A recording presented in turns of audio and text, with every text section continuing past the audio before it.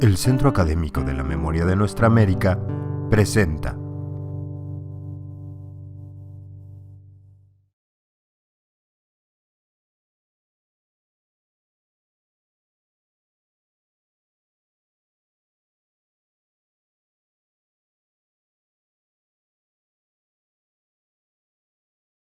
que estoy muy feliz, muy honrada, muy emocionada además de estar en este espacio. Tan emocionada que me había conectado 4 horas antes, Beatriz lo sabe. Estaba, claro, porque México, en esta tarea de memoriar, México es mucho para mí. México, digamos, y quiero por primera vez hacer alusión a mi propia memoria, me parece que es un lugar donde puede tener algún sentido. Y cómo eso se vincula con la construcción de memoria colectiva también en América Latina, que vamos haciendo. Entonces, voy a hablar un poco de mi trayecto, no para alimentar mi ego, sino para comentar qué incidencia tiene eso en cómo vamos construyendo colectivamente y poniendo el ojo en lo político, archivo, memoria personal, y lo político, como eje transversal de todo esto. Y por eso creo que no es una casualidad que yo esté acá con ustedes, porque es justamente en estos trayectos que nos encontramos para seguir construyendo, ¿no? Yo fui a México en el 2010 buscando archivos, buscando memoria, otras memorias. Yo me había especializado en documentos desclasificados del Departamento de Estado de Estados Unidos. Los que no saben bien qué es, bueno, son documentos que se desclasifican a base de una ley que tienen, donde uno puede ver, sobre todo a partir de 1945, bueno, los principales datos sobre los golpes de Estado en América Latina, cómo participaron las agencias del gobierno estadounidense y el sector privado de Estados Unidos y de nuestros países. Ahí está. Pero llegué a México y la colega con la que fui a especializarme me dijo que no tenía sentido que yo trabajara con esos archivos, que esos archivos ya habían sido revisados, que ya se sabía la responsabilidad de Estados Unidos sobre varios de los golpes, y que en todo caso lo que había que hacer era profundizar en la intervención o potencial intervención de la Unión Soviética en ese momento. Yo me quedé un poco sorprendida y me desanimó en un primer momento, pero por supuesto que seguí adelante, porque eso es lo que me caracteriza, tengo una fuerza de voluntad muy grande, porque soy cordobesa o de Villa María o quién sabe, porque soy de la periferia, donde, de lugares donde el derecho a rendirse no existe. Entonces yo seguí con esto de los documentos desclasificados. Yo me había especializado en Kennedy, en la Alianza para el Progreso, y lo que hice fue, en vez de ir hacia adelante en la historia, fue ir hacia atrás, porque siempre aparecía alguien en esos archivos. Siempre aparecía una experiencia disruptiva, más allá de la Revolución Cubana, antes de la Revolución Cubana. Ir a Arbenz. Aparecía Jacobo Arbenz todo el tiempo, aparecía Guatemala. Y yo me preguntaba, digo, un país tan chiquito, ¿qué tiene que ver acá? Y entonces me puse a leer los documentos y entendí todo. Si nosotros leemos hoy el operativo Éxito, el PB Success, aplicado por la CIA, sectores locales, Departamento de Estado en Guatemala, podemos leer también los golpes blandos que hemos vivido en el siglo XXI. Lo podemos leer, está ahí. Pero bueno, hay gente que dice que esos documentos no tienen nada para decirnos. Entonces yo seguí, y seguí porque Guatemala estaba muy cerca. Y pensé, ¿por qué no ponerle gente a estos archivos? Me voy a buscar la gente. Y ahí fui a Guatemala. Y me encontré con los jóvenes arbencistas y su testimonio. El testimonio de los jóvenes arbencistas, algo increíble. Gente con una trayectoria de muchísimo dolor, de muchísima lucha, y con una alegría, unas ganas de compartir la utopía, de ellos vivieron la utopía, en la revolución guatemalteca del 44, y en las reformas, junto con Arevalo y sobre todo con el gobierno de Arbenz. Y me encontré con el archivo histórico de la Policía Nacional de Guatemala. Un lugar excepcional, en un país increíble, con tantas carencias, y uno de los mejores archivos por los que pasé. Ahí encontré la gente, no los archivos, la gente. Ahí encontré el pasado y el presente cristalizado en la militancia, en un compromiso de vida o muerte en Guatemala. Algo que me conmovió tremendamente, porque en ese archivo yo pude ver cómo se unen lo político, entendido como lo que transforma, la posibilidad de transformación, y la política, la posibilidad de institucionalizar esa transformación y romper con la anterior institucionalidad guatemalteca. Esa era la apuesta del archivo.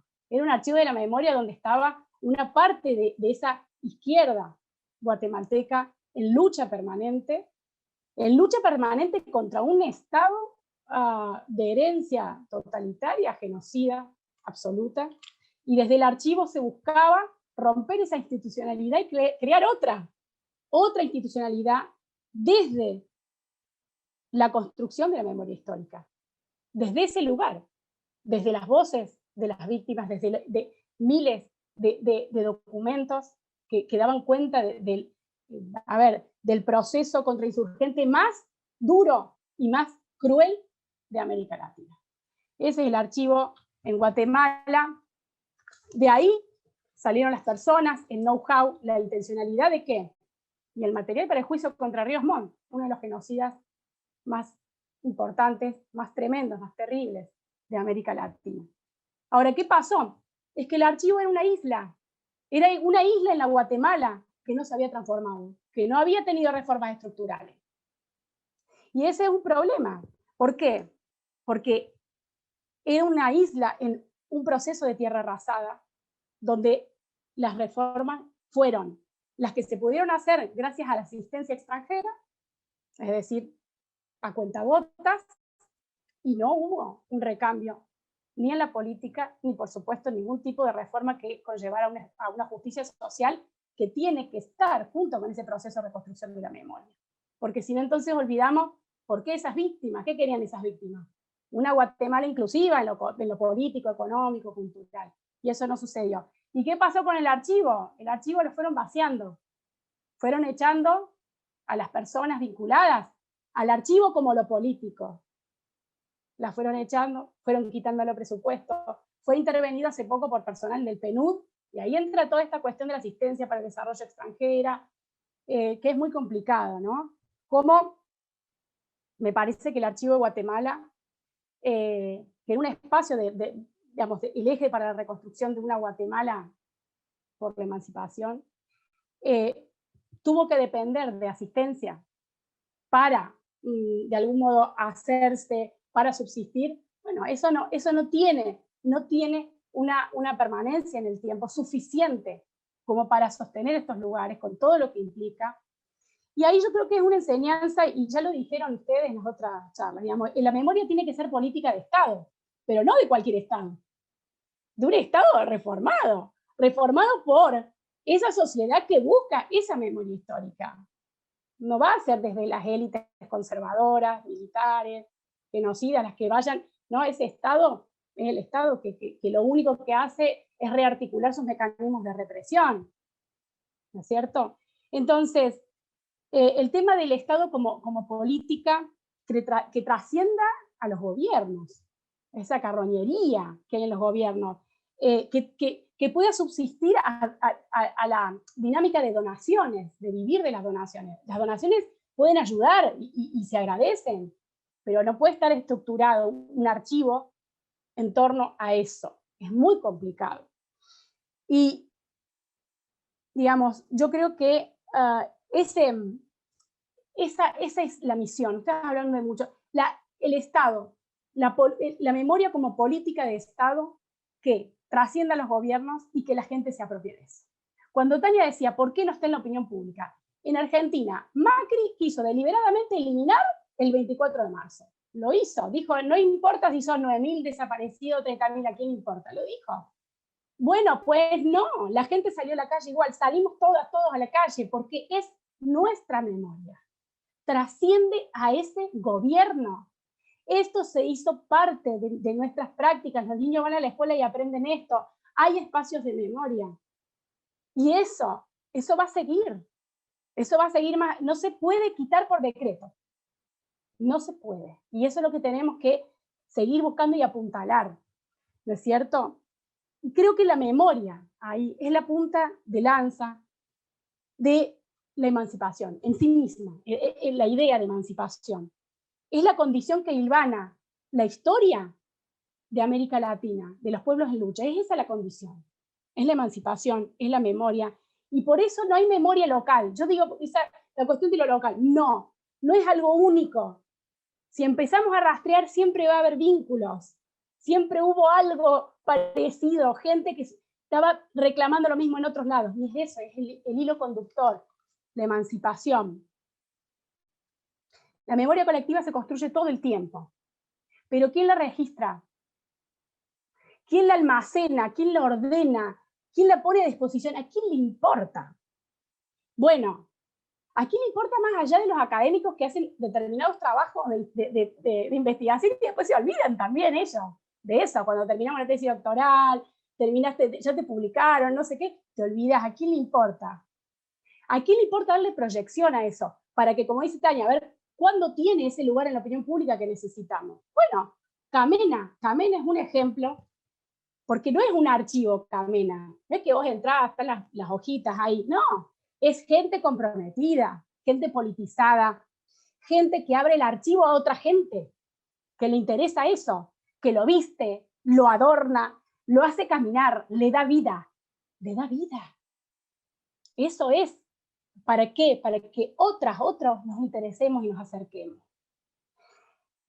Y es en lugares como esta, y gracias a lugares como Camena, que yo me metí cada vez más en los otros archivos, en los que me decían que no servían, no sé qué. Porque claro, en el Camena yo pude complementar lo que decían los documentos desclasificados estadounidenses con lo que decía nada más y nada menos que Seltzer. Por favor, un material maravilloso para triangular y dejar que dejen de hablar de pavadas de la teoría de la conspiración. ¿Cómo van a hablar de eso con todo este material documental? ¿De qué estamos hablando? Estamos hablando de cómo funciona el sistema capitalista y las relaciones centro-periferia.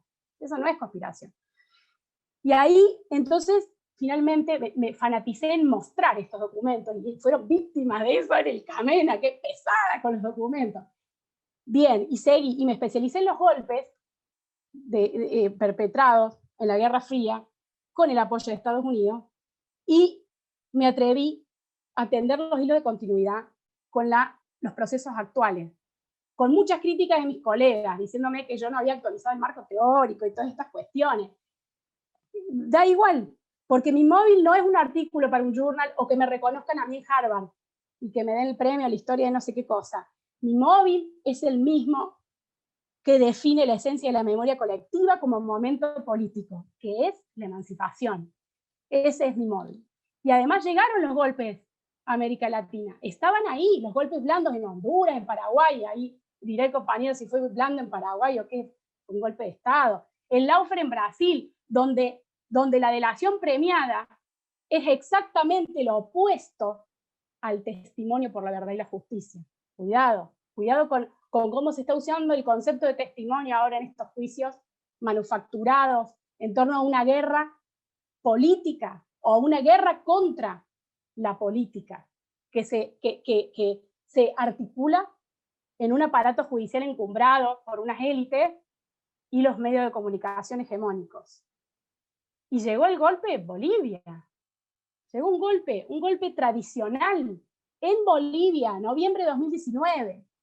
Y ante la sorpresa de alguna, la negación de otros, aunque no, eso no fue nada, bueno, nos pusimos, todos estos que estamos en la conspiración y en esos documentos que no sirven para nadie porque ya pasaron de moda, nos pusimos a elaborar, a vincular, a atender esas articulaciones entre instituciones, organismos, personajes, y sí, y ahí se ve la presencia de Estados Unidos en los procesos de desestabilización, todo el tiempo, y están las pruebas, y fuimos meticulosos en los documentos. Hay un libro que se llama Transimperialismo, la guerra permanente contra América Latina, lo hemos publicado en CELAC, ahí hay datos, no es un ensayo, no es mi idea, no, ahí están los datos, y las fuentes son eminentemente o principalmente estadounidenses, y eso es importante. Entonces, aquí tenemos documentos, fuentes, pero esta semana, ¿Qué pasó en Bolivia? Ustedes saben que detuvieron a Yanina Áñez, una de las que organizaron, perpetraron el golpe de Estado y participó como líder del gobierno de facto, Yanina Áñez. Y se elevaron voces preguntando, ¿cómo puede ser que vayan y detengan a esta persona? Hubo críticas con respecto al gobierno del MAS y esta detención en medios internacionales. Y yo inmediatamente me pregunté al revés, ¿pero cómo? ¿La gente ya se olvidó que hubo un golpe? ¿Qué pasó? ¿Qué pasó con la memoria sobre el golpe en Bolivia? ¿Cuántos libros hay sobre el golpe en Bolivia? ¿Cuántos documentos, cuántos documentales hicieron sobre el golpe en Bolivia? ¿Cuántos académicos hay reconstruyendo este proceso? ¿Hay que esperar 20, 25, 30 años para una memoria colectiva sobre el golpe en Bolivia?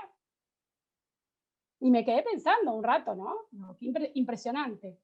Les aseguro que hay más material escrito, por lo menos, sobre la toma del Capitolio en Estados Unidos a fin de año, que sobre el golpe en Bolivia.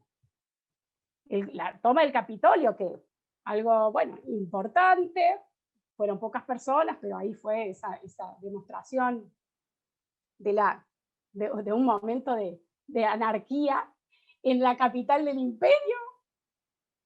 Pero bueno, ¿qué pasa con Bolivia, ¿no? Y ahí también vuelvo a México, porque lo de Bolivia, o sea, México recibe los exiliados de ese golpe. Recibe los exiliados en Laufer de Ecuador. Ahí están entre ustedes. Ahí están entre ustedes. Eso, en estos procesos que son tradicionales, pero que a la vez tienen componentes nuevos, que tenemos que conocer. Por eso insistimos con el tema del Laufer, no porque es un concepto trendy o que está de moda, no. Les aseguro que durante las dictaduras o cívico-militares no estaba el Poder Judicial, siempre fue elitista, pero no hacía falta porque ahí tenían las Fuerzas Armadas. Hoy el Poder Judicial hace el trabajo que hicieron en su momento las Fuerzas Armadas. Y eso es muy grave. Es grave porque es en el marco de estados de derecho o aparentes estados de derecho. Entonces, volvemos a México, que es el lugar donde al final quieren, desde una perspectiva territorial, geográfica, anquilosada, ponerlo en América del Norte. Pero al final, en los procesos más importantes, siempre está con América Latina. México es América Latina. Y entonces me quedé pensando en lo del Capitolio. Digo, ¿por qué se escribió tanto sobre el Capitolio? Acá se mencionó un poco esto. ¿Por qué? Por el miedo a este ascenso de la ultraderecha o de la derecha conservadora, a esta potencia que están ganando en ocupación de espacio público, en ocupación de la esfera política formal.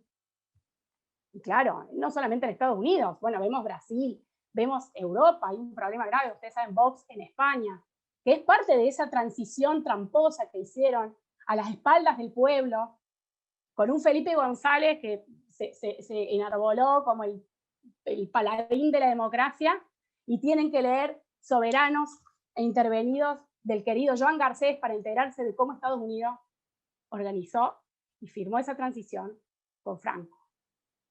Así que los invito, porque ya habían dicho algo de España, y dije, bueno, voy a aprovechar Soberanos e Intervenidos. Bueno, contra ese miedo que se tiene del ascenso de la derecha, ultraderecha, el mejor antídoto, y es curioso, el mejor antídoto y el más eficaz contra los grupos antipolíticos, porque eso es antipolítica. La ultraderecha lo que busca es eliminar directamente al adversario político. Ahí no hay política, eso es antipolítica. El antídoto más interesante y más eficaz es la permanente reconstrucción de la memoria colectiva. Es que no nos olvidemos de dónde venimos, qué necesitamos, cuáles eran las luchas, cuáles son las luchas, algo que en Estados Unidos cuesta mucho. La historia oficial en Estados Unidos es tan difícil de ser cuestionada, tan difícil. Pero ahí aparecen las grietas y las estamos viendo.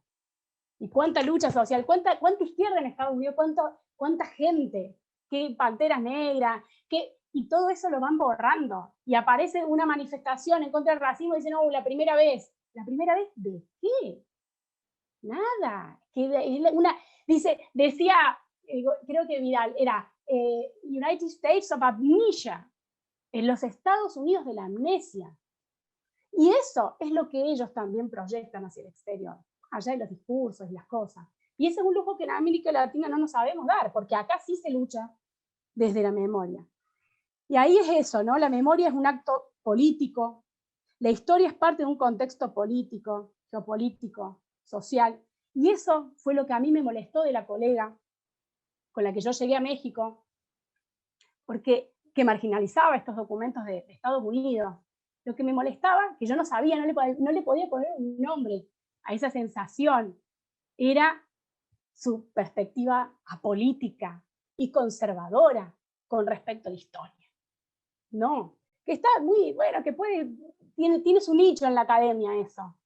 Pero bueno, hoy estamos en un seminario académico que, desde México además, digamos, que vamos a hablar sobre los archivos, la memoria y la lucha social. Eso indica que hay una parte que sigue viva en esta construcción colectiva, que persiste este hilo conductor que es la emancipación a través de la memoria colectiva. Y ahí, y ya llegué, me pasé un poquito de mi tiempo, lo que digo para cerrar. Reclamemos nuestro derecho a la memoria, salvemos los archivos, leamos los documentos desclasificados de Estados Unidos, traduzcámoslo al español, que estén para la gente que no sabe inglés, o también tenemos que saber inglés. Traduzcámoslo, crucémoslos con los Wikileaks, que liberen a Assange, Él es archivo vivo, él es lucha.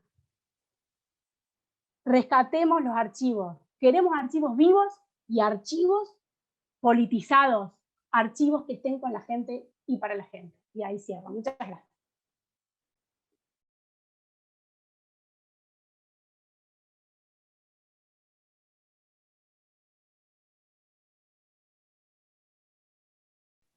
A ver, para mí es la finalidad. ¿Cuál es la finalidad de esto? ¿Cuál es la finalidad de la memoria? Bueno, ¿qué es eso? Para mí es lo político, es la posibilidad de transformar. Es la posibilidad de transformar. Y a la vez que en algún momento eso instituyente también se transforma en instituido, pero siempre con los jóvenes golpeando contra el edificio de lo instituido para reformarlo permanentemente. Que no sea una memoria para siempre, que tenga esa posibilidad de revisarse. Siempre un archivo, lo lees, puedes leer, a ver, Plan Colombia, ¿hace cuánto tenemos esta política antinarcótico genocida? Perdón por la palabra, creo que es. Desde fines de los 90. Bueno, uno, fíjense, si leía tomando como archivo los documentos de los think tanks estadounidenses, lee los primeros años del Plan Colombia y esos archivos dicen qué maravilla, ahí vamos contra los narcos y no sé qué, y ya en los últimos 10 años advirtiendo que era una política fallida. Los mismos think tanks que después asesoran a los gobiernos que lo hacen. Bueno, entonces, el momento en que se vuelvan a los archivos es el presente el que le da sentido a cada una de las lecturas que podamos hacer de un archivo. Y digo lo del Plan Colombia porque esta reconstrucción de la memoria en México es clave con un vecino, de Estados Unidos, que es el que ha planteado la doctrina de seguridad hemisférica, dónde están las políticas antinarcóticos. Ahora, después de 20 años, se atreven a decir que no funcionaron. Se atreven, digo, porque ¿quién se atreve? Porque eso es desde la impunidad. Porque saben que nadie los va a juzgar a ellos.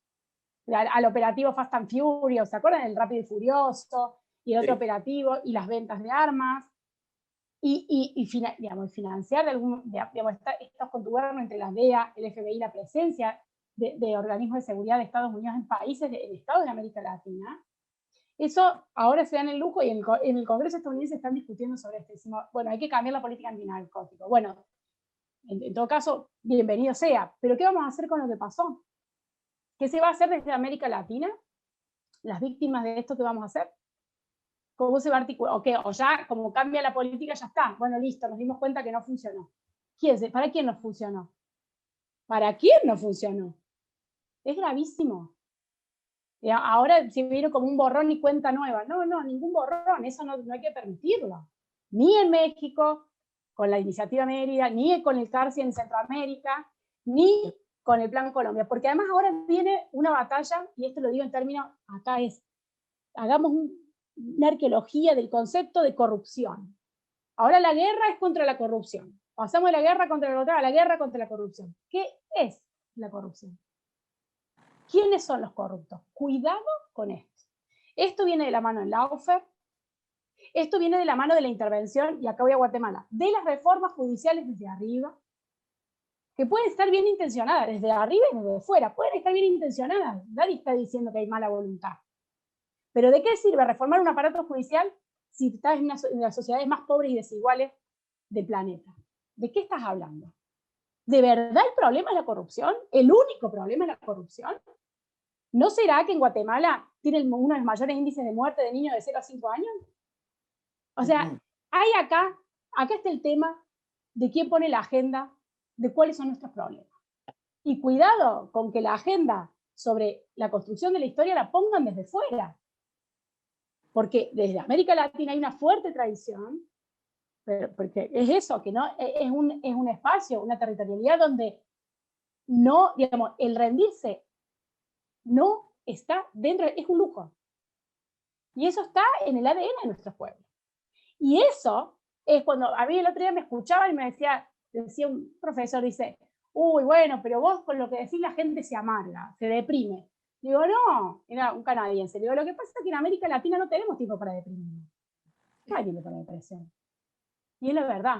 Sino que fue el 2019 en Ecuador, en Chile. ¿De qué depresión me está hablando? No. ¿Y por qué pasa eso? Porque hay memoria de lucha viva. ¿Por qué no pasa en otros lugares? ¿Por qué el progresismo, y acá voy a terminar, por qué el progresismo pasó y pasa en América Latina? Ese atrevimiento del Estado, junto con la sociedad, los movimientos populares, a intervenir en la economía, a reclamar autodeterminación, a reclamar soberanía. ¿Por qué en América Latina y no en otro lado? Porque se olvidan que fue solamente en América Latina. ¿Dónde fue? ¿Dónde más fue? Por eso. Es por las memorias vivas. Es por las memorias vivas. Entonces ahí lo que puedo decir y cerrar es cuidado con quienes ponen la agenda en, digamos, en las instituciones públicas vinculadas a memoria y reconstrucción y en la universidad. Que hay muchas trampas, hay muchas modas, cuidado, porque digamos, ya tenemos un acervo en América Latina de lo que es hacer las cosas y hacerlas bien. Así como sabemos lo que es hacerlas mal, también dicen que somos unos inútiles. Dicen, no, en América Latina, no, que la ineficiencia, que la burocracia, que no...